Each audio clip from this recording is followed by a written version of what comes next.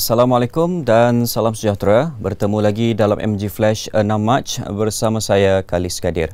Kita ke berita utama.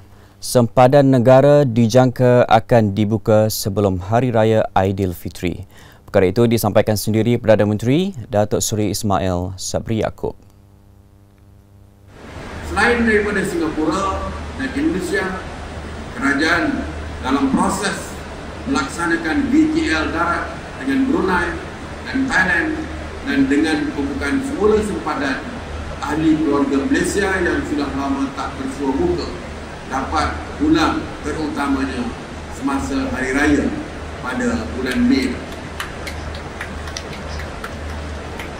Hari Raya dia ramai minggu-minggu. InsyaAllah dalam waktu yang terdekat kita akan mula membuka sempadan negara. Ketika menyampaikan ucapan pada Majlis Pelancaran Jelajah Aspirasi Keluarga Malaysia di Plaza Ansana di Johor Bahru semalam, Datuk Seri Ismail Sabri berkata, bagi merancakkan semula kegiatan ekonomi dan pelancongan khususnya di Johor, Kerajaan Persekutuan telah melaksanakan skim laluan perjalanan lengkap vaksin VTL udara dan darat dengan Singapura mulai 21 Januari lalu. Jelas beliau, ia inisiatif bagi memudahkan urusan pertemuan semula keluarga yang terpisah akibat pandemik COVID-19. Jelajah Aspirasi Keluarga Malaysia adalah program kembara ke seluruh negara yang telah memilih Johor sebagai negeri pertama di luar Kuala Lumpur. Menerusi program berkenaan, pelbagai kementerian melalui agensi masing-masing disaran melakukan seperti menyelesaikan isu yang tertangguh di peringkat negeri sebulan sebelum hari jelajah yang dirancang. Hasil atau pencapaiannya kemudian dinyatakan semasa Jelajah Aspirasi Keluarga Malaysia yang dijadualkan di negeri berkenaan. Berita seterusnya, Pakatan Harapan PH mengakui sukar untuk meramal sama ada keputusan PRN Johor pada 12 Mac ini bakal berpihak kepada gabungan berkenaan atau sebaliknya. Presiden Amanah Muhammad Sabu berkata, suasananya jauh berbeza dengan mood pilihan raya umum ke-14 PRU14. Menurut beliau, tiada ramalan yang tepat setakat ini berkaitan jumlah pengundi yang bakal keluar mengundi selain melibatkan faktor pertembungan banyak penjuru. Muhammad berkata demikian pada pemberita selepas program ceramah Mega PH di Dewan Undangan Negeri Dun Bukit Pasir di Kampung Sungai Terap malam tadi. Beliau yang juga ahli Parlimen Kota Raja berkata, rakyat juga masih takut untuk keluar mengundi memandangkan jumlah kes positif COVID-19 yang terlalu tinggi. Selain itu, beliau turut mengakui kehadiran masyarakat setempat dilihat agak perlahan pada setiap siri ceramah yang dianjurkan oleh gabungan itu. Pada PRN Johor kali ini, Amanah dan DAP yang menggunakan logo PH akan bertanding di 30 kerusi DUN, manakala PKR di 20 kerusi dan 7 lagi ditandingi muda. Asrama Madrasah Darul Ulum Al-Muhsin di Kuala Nerus, Terengganu musnah dalam kebakaran jam 8.10 malam tadi. Bagaimanapun, semua 8 penghuni asrama pusat tahfiz berkenaan yang ketika itu sedang mengikuti kelas pengajian Al-Quran di luar bangunan terselamat. Ketua Balai Bomba dan Penyelamat Kuala Nerus, Azmi Omar berkata, pihaknya menerima panggilan kebakaran jam 8.12 malam dan kemudian menggerakkan 25 anggota dengan 2 jentera ke lokasi kejadian. Jelasnya, sebaik tiba, api yang marak membakar bahagian atas rumah 2 tingkat yang dijadikan asrama. Ketika itu, bahagian berkenaan yang menempat bilik tidur sudah 80% hangus. Katanya, operasi pemadaman segera dilakukan bagi mengawal api daripada merebak ke bangunan berhampiran. Kejadian menyebabkan 8 pelajar lelaki berusia lingkungan 13 hingga 18 tahun tinggal sehelai sepinggang apabila semua pakaian dan kelengkapan sekolah terbakar. Tiada kemalangan jiwa dalam kejadian itu dan punca kebakaran masih disiasat. 67 kes kematian akibat COVID-19 dilaporkan semalam, termasuk 23 kes berlaku di luar hospital. Ia menjadikan jumlah kematian mencecah 33,173 kes. Selangor mencatatkan angka kematian tertinggi sebanyak 14 kes, diikuti Kedah 12, Johor 10, Perak 8 dan Sabah 7.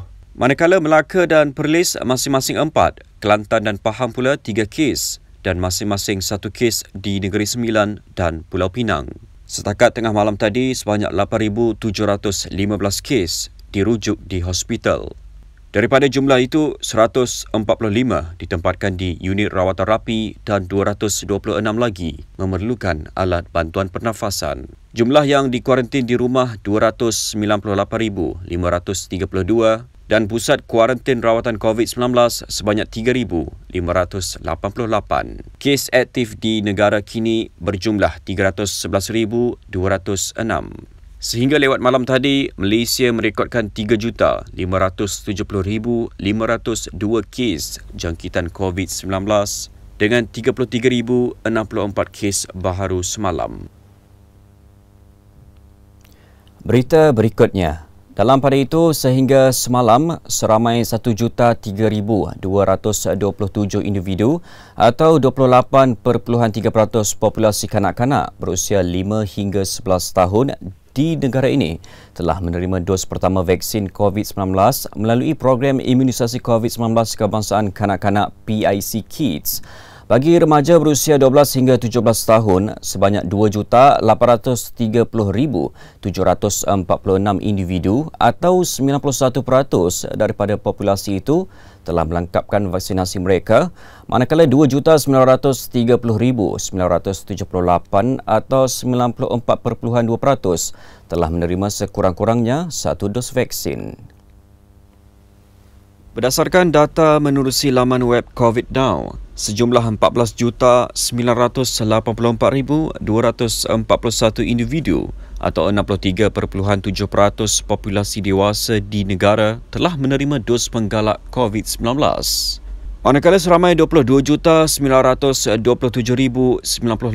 atau 97.4% telah lengkap vaksinasi.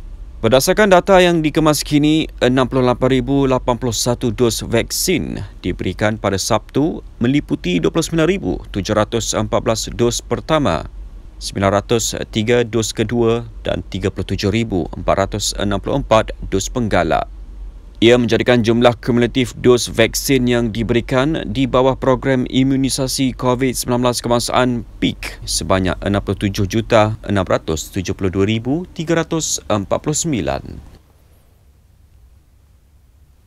Baik, kita beralih ke perkembangan banjir di Pantai Timur.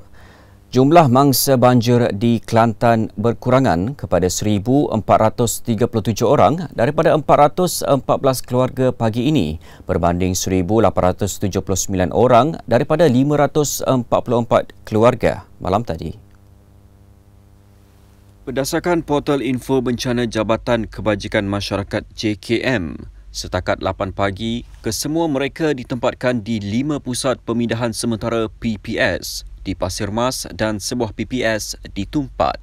Kesemuanya terdiri daripada 485 lelaki, 495 wanita, 208 kanak-kanak lelaki dan 238 kanak-kanak perempuan serta 11 bayi.